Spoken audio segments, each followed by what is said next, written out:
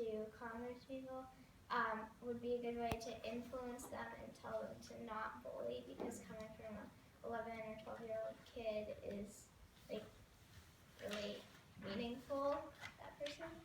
And our goal is in Washington, D.C. is to get 20 members of Congress to sign the pledge to not participate in bullying in politics. And so we've met that goal, and we have more than 20 signed pledges now. And we want to have 100 signed pledges from Congress at the end of the school year. That's excellent.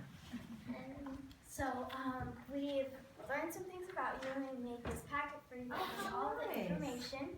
But Really nice. we would just, by signing our pledge that we're going to give to you and tell you a little bit more about it now, we just want you to be a part of our group, because we believe that kids are supposed to look up to leaders in politics and not get bad influences from them when they see people. That's wonderful. Can I ask you, so you're from Seattle and you said you met with a school here in Washington, D.C. Where else in the country are there groups? Letters have been written. I don't know about groups, but I do know that letters have been written from California, Oregon, New Jersey, New York, and then Washington to Washington. Yeah. Impressive. So we have 2 pledges for you. One of them, if you do decide to sign, one of them you can keep with your office, and one of them you will take with us. Wonderful. Can I ask you a couple of questions? And did everybody meet Allison, my legislator?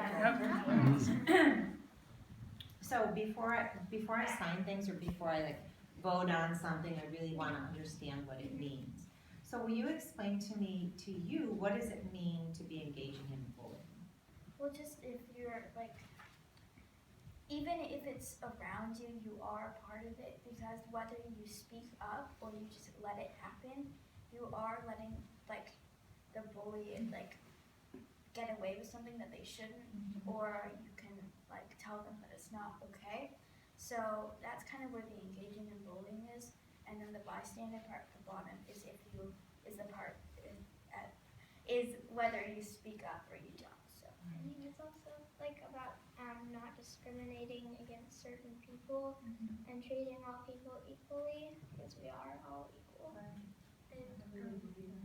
So say for example, does bullying is it verbal as well as physical? So if somebody says something, but what if they say something that's truthful?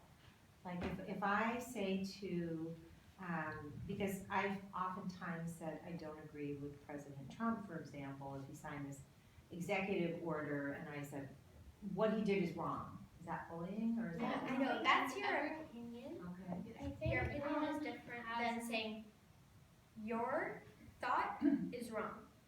Okay. Your thought is their thought is their opinion. You can have your own thought. I don't believe in that, but you can't be like, you can't do that. Maybe it's against the law or something, but because one of our main points is one of the things that we have been talking to people about is the people that are supposed to represent us. We don't want them to be they don't want people to say things to them that will make them believe that their idea is wrong.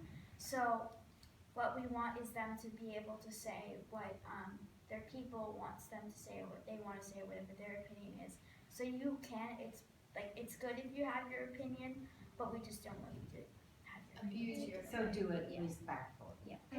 So one of the things that I talked about yesterday with some of my colleagues I went to a bipartisan dinner last night, and that's a dinner, there were an equal number of Democrats and Republicans. We do things like that quite a bit, it's just nobody ever finds out about them, so they all we do is fight. And so what I believe in is respectful disagreement, and so there were very conservative people there who have very different opinions, but I still am respectful to them. I don't like their idea, but I'm respectful to them as a person. So I think, just so that I'm clear on your understanding of this, I can say to somebody, I don't agree with you on your position on immigration reform, that's not bullying. But if I say, you're a terrible person because you hate everybody, and therefore I'm going to vote against your bill, that would be more bullying? Yeah. Okay. Can I add on something? Sure. Also, it's abusing a power difference. So if somebody I'll just use a gender difference, like if somebody feels like they have more power over women and they use that to their advantage, or even in the presidency, if somebody abuses that power, I normally associate that with bullying as well. Excellent. You thought about this all, that's great. Well, I'm more than happy to sign this. So I'll get a special, You can have a Yes. copy in your office as excellent. I've got one.